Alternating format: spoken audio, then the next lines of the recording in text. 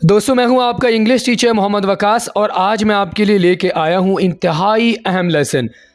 आज की video lesson में मैं आपको सिखाऊंगा पर्सनल प्रोनाउंस। पर्सनल प्रोनाउंस के बारे में जिनको हम सुबह से लेके शाम तक बहुत ज़्यादा इस्तेमाल कर रहे होते हैं। अगर आपने अभी अभी इंग्लिश सीखना शुरू किया है तो ये लेसन आपके लिए इंतहाई ज़रूरी है। पर्सनल प्रोनाउंस को इंग्लिश में क्या कहते हैं और किस तरह हम इन्हें अपनी डेली रूटीन में इस्तेमाल कर सकते हैं, आज की वीडियो लेसन में मैं आपको सिखाने जा रहा हूँ। इस सबक के नोट्स आप वीडियो के नीचे दिए गए लिंक के ज़रिए बआसानी हासिल कर सकते हैं। मज़ीद हमारी इंग्लिश लर्निंग वीडियोस के लिए हमारे चैनल इल्म को सब्सक्राइब करें। तो चले फ्रेंड्स, हमारे आज के वीडियो लेसन का आगाज़ करते हैं।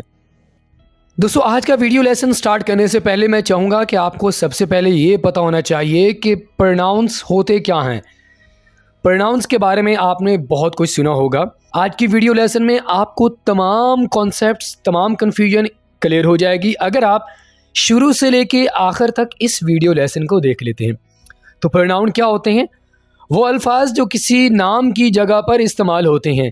यानी अगर आप 2-3 सेंटेंसेस यूज़ कर रहे हैं इंग्लिश में बात करने के लिए, तो आप शुरू में किसी का नाम मेंशन कर देते हैं, तो आगे आप उस बंदे का नाम मेंशन नहीं करते बल्कि आप उससे रिलेटेड कोई वर्ड यूज़ कर लेते हैं। जैसा कि हमारे पास एग्जांपल है, अली इज़ अ स्टूडेंट। यहाँ पर आपने एस का इजाफा नहीं करना। Ali is a student, he reads books. वो किताबें पढ़ता है। तो यहाँ पर हमने अली के बारे में 2 सेंटेंसेस यूज़ किए हैं। पहले सेंटेंस में तो हम अली का नाम मेंशन करेंगे, लेकिन यहाँ पर आप अली का नाम मेंशन नहीं करना चाहते बल्कि आप उससे रिलेटेड कोई वर्ड यूज़ करना चाहते हैं। इसे हम कहते हैं प्रोनाउन, यानी उस वर्ड से रिलेटेड किसी भी वर्ड को यूज़ कर लेना। ठीक है, तो प्रोनाउन क्या होते हैं? वो अल्फाज जो किसी नाम की जगह पर, यहाँ हम अली की जगह पर ही का वर्ड यूज़ कर रहे हैं। ही हमारे पास क्या होगा? प्रोनाउन। ठीक है, ही रीड्स अ बुक्स, वो किताबें पढ़ता है। तो आई होप कि ये तो आपको समझ आ गया होगा कि प्रोनाउन क्या होते हैं। अब हम ज़रा डिटेल में बात कर लेते हैं कि पर्सनल प्रोनाउंस कितने होते हैं और हमारे पास जितने भी सब्जेक्ट्स हैं उन तमाम के प्रोनाउंस के बारे में हम आपको आज की वीडियो लेसन में सिखाते हैं। तो दोस्तों, सबसे पहले हम बात कर लेते हैं आई सब्जेक्ट के बारे में, जिसका माना होता है मैं। यानी जब आप अपने बारे में बात करते हैं तो आप आई वाला सब्जेक्ट यूज़ करते हैं। हमारे पास यहाँ पर 3 सिचुएशंस हैं। नॉमिनेटिव केस यानी फ़ाइली हालत, ठीक है। नंबर 2 पोजेसिव केस, जिसमें आप मिल्कियत बताएंगे। नंबर 3 ऑब्जेक्टिव केस, यानी एज ए मफूल आप उस वर्ड की जगह पर, यानी जो प्रोनाउन होगा उसको आप अगर एज एन ऑब्जेक्ट यूज़ करना चाहते हैं तो आप कैसे यूज़ करेंगे। तो इन 2 चीज़ों पर आपने फोकस करना है, पोजेसिव केस और ऑब्जेक्टिव केस। ठीक है, तो सबसे पहले हमारे पास कौन सा सब्जेक्ट आ जाता है? आई, जिसे आप एक शख्स के लिए इस्तेमाल करते हैं। आई गो टू स्कूल, मैं स्कूल जाता हूँ। आई ड्रिंक वाटर, मैं पानी पीता हूँ। अब अगर आप इसे मलकियत बताने के लिए यूज़ करना चाहते हैं तो आप इसके लिए कौन से प्रोनाउन का इस्तेमाल करेंगे, अब आपको वो बता देते हैं। दोस्तों, उसके लिए आप माइन या माई का जो वर्ड है वो आप यूज़ कर सकते हैं। आई सब्जेक्ट को अगर आप एज ए पोजेसिव केस में, यानी एज ए पोजेसिव प्रोनाउन के तौर पर यूज़ करना चाहते हैं तो आप माइन या माई का वर्ड यूज़ करेंगे। जैसा कि दैट इज़ माई कैट या दैट कैट इज़ माइन, वो मेरी बिल्ली है। अच्छा, यहाँ पर आपने थोड़ा सा डिफरेंस को अंडरस्टैंड करना है। दैट इज़ माई कैट, जब आप माई का वर्ड इस्तेमाल करेंगे तो आप नाउन से पहले माई का वर्ड यूज़ करेंगे, दैट इज़ माई कैट। लेकिन अगर आप माइन का वर्ड इस्तेमाल करना चाहते हैं तो माइन के वर्ड को आप सेंटेंस के आखिर में यूज़ करेंगे, जैसे कि दैट कैट इज़ माइन। ठीक है, दिस इज़ माई हाउस, ये मेरा घर है। तो अगर आप मलकियत बताने के लिए आप यूज़ करना चाहते हैं तो आप माइन या माई का वर्ड यूज़ करेंगे। अगर आप इसी सब्जेक्ट को एज ए मफूल के तौर पर यूज़ करना चाहते हैं तो आप मी को इस्तेमाल करेंगे, यानी मी को एज ए मफूल के तौर पर आप इस्तेमाल करेंगे, जैसे कि she helps me, she helps me, वो मेरी मदद करती है। ही गिव्स मी, वो मुझे देता है। तो यहाँ पर दोस्तों आपने 2 चीज़ें अपने माइंड में रखनी है। आपको पोजेसिव केस के बारे में बताया जाएगा, यानी अगर हम इसे मिल्कियत बताने के लिए यूज़ करना चाहते हैं तो हम इस सब्जेक्ट की जगह पर क्या यूज़ करेंगे? ठीक है। अगर हम एज ए मफूल के तौर पर यूज़ करना चाहते हैं तो हम कौन सा वर्ड यूज़ करेंगे, तो यहाँ पर आपने अपनी तवज्जो को मरकूज़ करना है। आई होप कि आपने आई सब्जेक्ट के बारे में सीख लिया होगा। अब हम आगे मूव करते हैं। हमारे पास दोस्तों आगे आ जाता है वी, जिसे हम दो या दो से ज़्यादा लोगों के बारे में बात करने के लिए यूज़ करते हैं। ठीक है।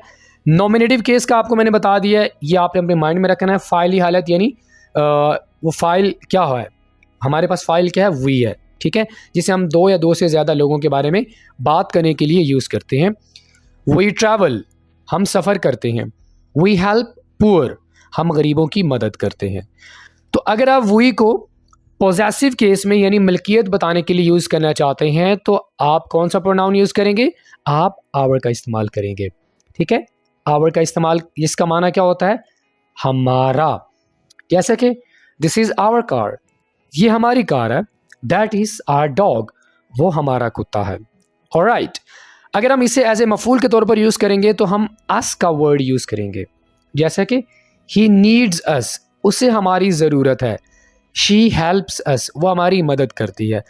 अगर आप किसी भी वर्ड को एज ए मफूल के तौर पर यूज़ करना चाहते हैं तो आप उसे सेंटेंस के आखिर में यूज़ करेंगे, यानी आप वर्ब के बाद उसको यूज़ करेंगे। आई होप कि ये भी आपको क्लियर हो गया होगा। अब हम आगे मूव करते हैं। आगे दोस्तों हमारे पास आ जाता है यू। यू को आप एक शख्स के लिए भी इस्तेमाल कर सकते हैं, एक से ज़्यादा के लिए भी इस्तेमाल कर सकते हैं। जैसा कि टीचर क्लास के अंदर एंटर होता है तो वो क्या कहता है, हाउ आर यू, तो वो हर एक के बारे में बात नहीं करता, वो सबको कहता है कि तुम सब कैसे हो। ठीक है, alright. You talk to him, तुम उससे बात करते हो। यू ईट मील, तुम खाना खाते हो। अगर आप यू को मलकियत बताने के लिए यूज़ करना चाहते हैं तो आप कौन सा प्रोनाउन यूज़ करेंगे, आप यूअर का इस्तेमाल करेंगे। इसे हम क्या कहते हैं, पोजेसिव केस। यूअर का माना क्या होता है, तुम्हारा। एग्जाम्पल देख लेते हैं। दिस इज़ योर बैग, ये तुम्हारा बस्ता है। दैट इज़ योर लैंड, वो तुम्हारी ज़मीन है। तो मलकियत बताने के लिए आप यू का जो प्रोनाउन यूज़ करेंगे वो होगा यूअर। ठीक है, लेकिन अगर आप एज एन ऑब्जेक्टिव केस इसे इस्तेमाल करना चाहते हैं, यानी मफूल के तौर पर आप यू को इस्तेमाल करना चाहते हैं तो आप यू को यू ही इस्तेमाल करेंगे, आप यूअर इस्तेमाल नहीं करेंगे। आप आर को आखिर से काट देंगे। आप मफूल के तौर पर अगर यू को इस्तेमाल करना चाहते हैं तो आप यू का वर्ड ही यूज़ करेंगे। ठीक है, जैसे कि ही लाइक्स यू, वो तुम्हें पसंद करता है, यहाँ पर हम एस का इजाफा करेंगे। ठीक है, ही बीट्स यू, वो तुम्हें मारता है। तो आपने अगर यू को एज ए मफूल के तौर पर इस्तेमाल करना है, जिसे हम ऑब्जेक्टिव केस कहते हैं, तो आप योर का वर्ड इस्तेमाल नहीं करेंगे। योर को मलकियत बताने के लिए इस्तेमाल किया जाता है, आप यू का वर्ड ही इस्तेमाल करेंगे। जैसा कि आपके पास ये एग्जाम्पल्स हैं, he likes you, he beats you. आगे मूव करते हैं दोस्तों। आगे हमारे पास आ जाता है दे। इसे हम दो या दो से ज़्यादा लोगों के बारे में बात करने के लिए, यानी जो आपके सामने नहीं है उनके बारे में बात करने के लिए आप इसे यूज़ कर सकते हैं, जिसे हम नॉमिनेटिव केस कहते हैं। वो सब, दे ड्रिंक टी, वो चाय पीते हैं। दे यूज़ फ़ोन, वो फ़ोन इस्तेमाल करते हैं। पॉजेसिव केस इसका क्या होगा, यानी मिल्कियत बताने के लिए आप इसे किस तरह आप इसके प्रोनाउन को यूज़ करेंगे, कौन से हैं वो, देयर या देयर्स। जिस तरह आपको मैंने अभी बताया था कि माई या माइन, इसी तरह आप दे को अगर आप एज ए पॉजेसिव केस के तौर पर यूज़ करना चाहते हैं तो आप देयर या देयर्स का इस्तेमाल करेंगे। कैसे, देयर कार इज़ रेड, उनकी कार सुर्ख है।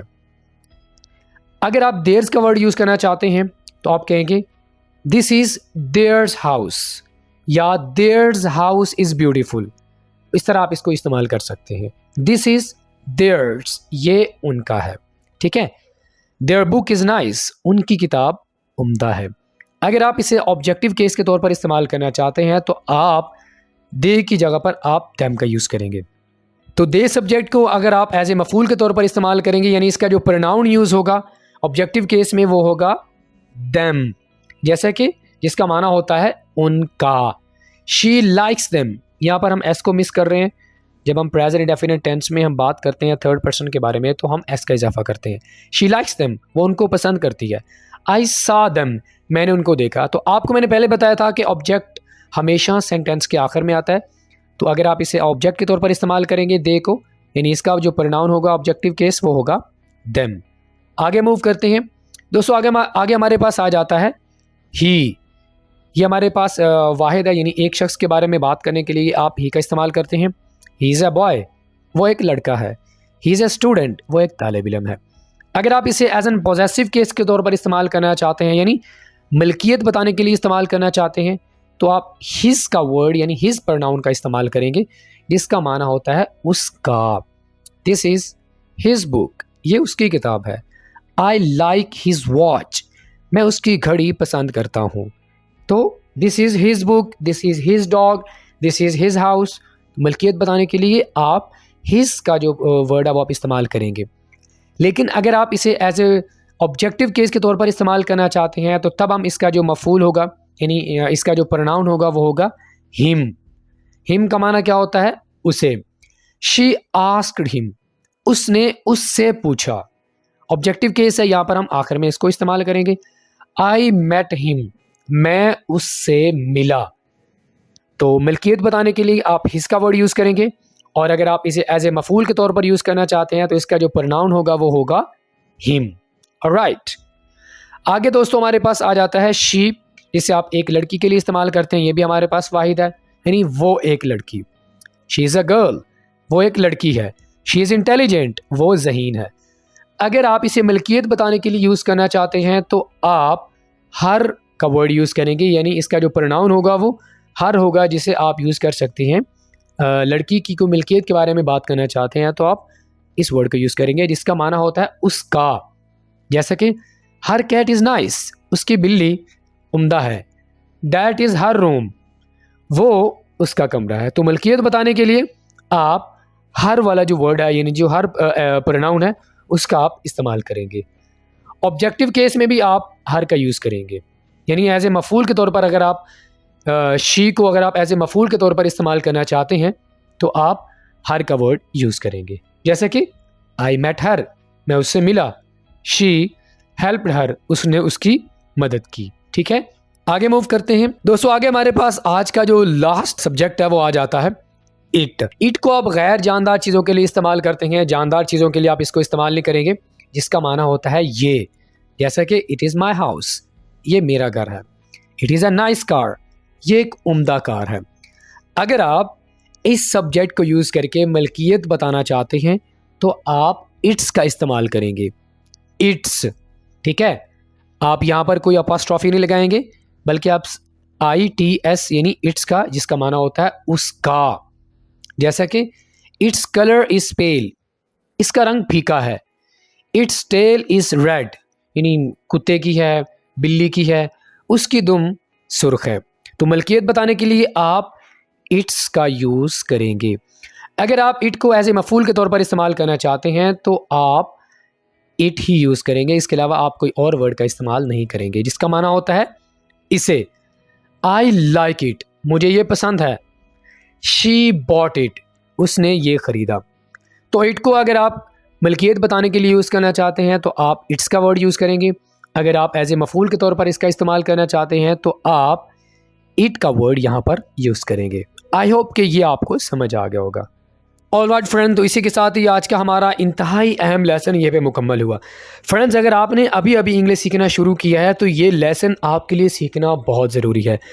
मैं चाहूँगा कि आप इस लेसन को शुरू से लेकर आखिर तक देखें और इसकी प्रैक्टिस ज़रूर करें अगर आप बेहतर तौर पर इन तमाम प्रोनाउंस को समझना चाहते हैं। वीडियो लेसन अगर आपको अच्छा लगा हो तो लाइक करें, अपना फीडबैक हमें ज़रूर दीजिएगा। अगर आपने हमारे चैनल इल्म रेडी को सब्सक्राइब नहीं किया तो हमारे चैनल को ज़रूर सब्सक्राइब करें। फ्रेंड्स, आपके साथ मुलाकात होगी नेक्स्ट किसी और लेक्चर के साथ। टिल देन, अल्लाह हाफ़िज़।